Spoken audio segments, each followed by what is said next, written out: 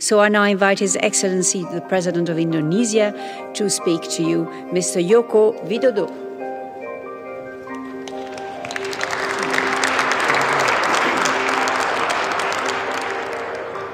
Yang mulia, para pemimpin Uni Eropa dan ASEAN, banyak perbedaan yang harus kita selesaikan. Oleh sebab itu, jika ingin kita membangun sebuah kemitraan yang lebih baik, maka kemitraan harus didasarkan pada kesetaraan. Tidak boleh ada pemaksaan. Tidak boleh lagi ada pihak yang selalu mendikte dan beranggapan bahwa my standard is better than yours.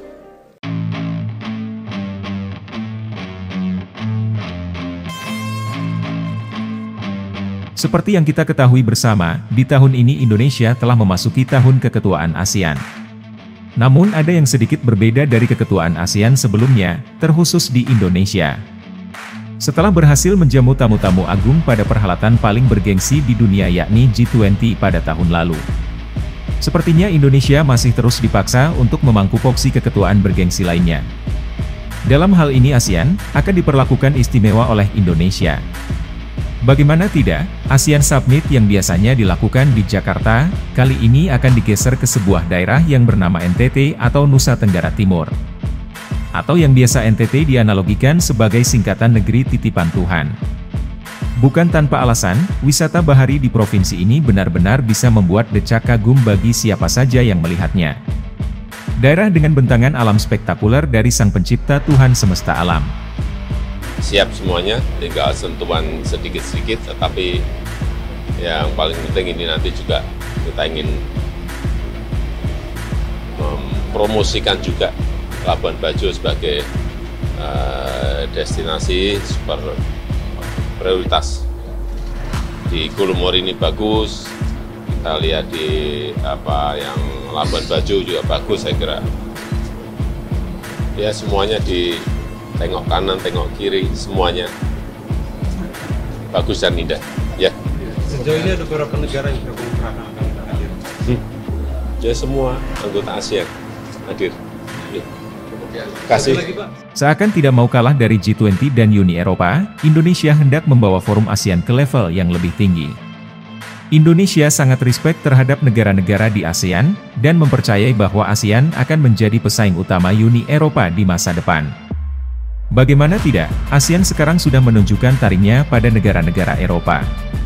Walaupun persaingan terlihat sangat kompetitif, namun kestabilan politik dan ekonomi, serta ikatan kerjasama multilateral yang kuat, membuat ASEAN mampu menandingi dominasi negara-negara Uni Eropa.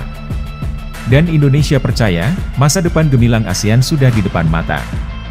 Untuk itulah, sebagai salah satu pilar utama ASEAN, Indonesia hendak menunjukkan pada dunia bahwa ASEAN adalah kumpulan dari bangsa-bangsa besar, yang juga memiliki tingkat elegansi budaya tinggi, serta memiliki posisi yang sangat berpengaruh pada tatanan global.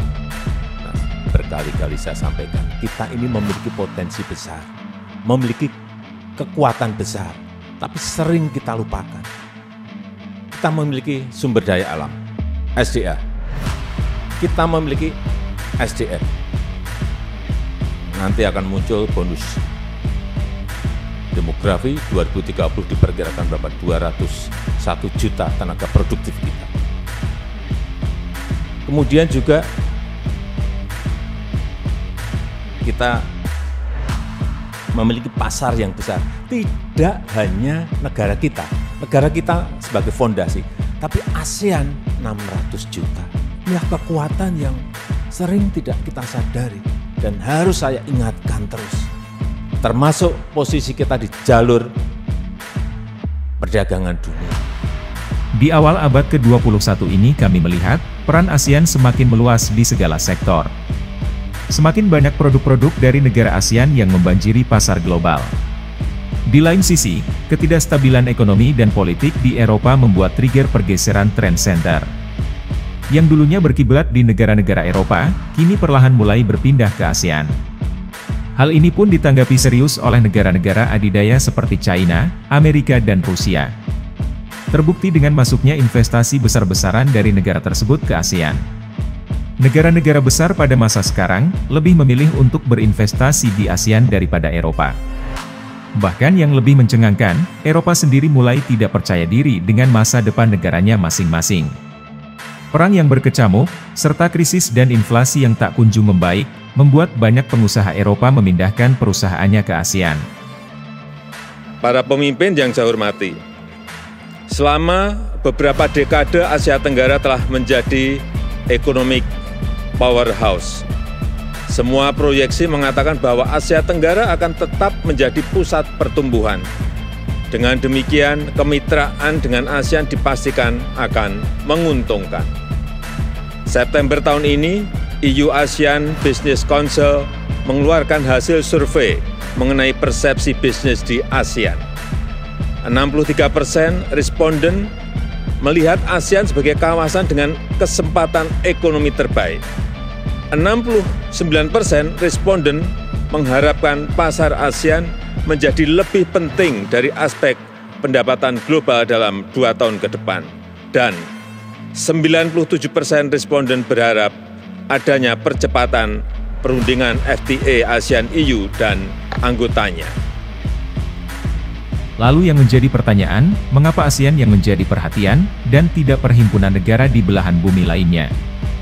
Ya, kami kira jawabannya sudah jelas. Jika mengacu pada Asia Timur, maka mereka bukan lagi negara berkembang, dan apabila sudah menjadi negara maju, maka percepatan sudah sangat berat untuk ditingkatkan. Sedangkan perhimpunan negara-negara lainnya tidak cukup kuat untuk menantang dominasi negara-negara Uni Eropa. Sementara ASEAN adalah negara-negara berkembang dengan semangat optimis melebihi negara maju.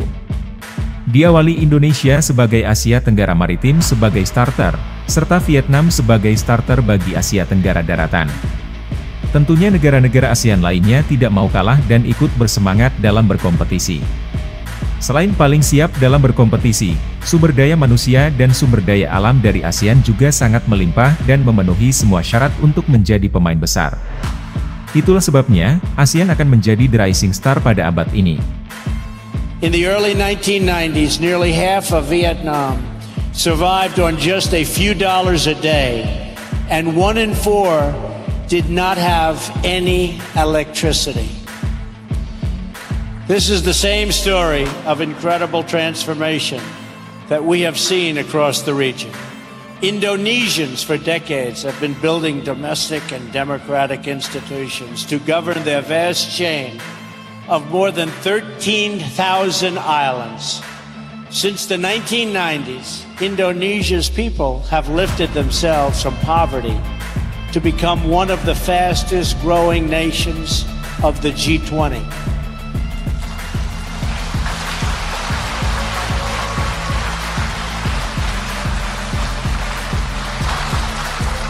And that is very impressive. Dengan komitmen yang kuat, serta pandangan yang luas, Uni Eropa yang selama ini sering mendikte negara-negara di ASEAN, akan segera sadar bahwa ASEAN tidak bisa lagi disamakan dengan negara-negara berkembang lainnya.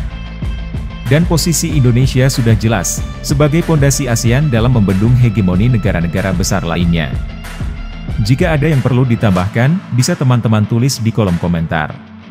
Sekian dulu video dari kami, silahkan dukung kami dengan like, komen dan subscribe. Guna mengembangkan channel ini, untuk memberikan informasi lebih tentang negara tercinta kita Indonesia. Terima kasih dan sampai jumpa di video menarik berikutnya.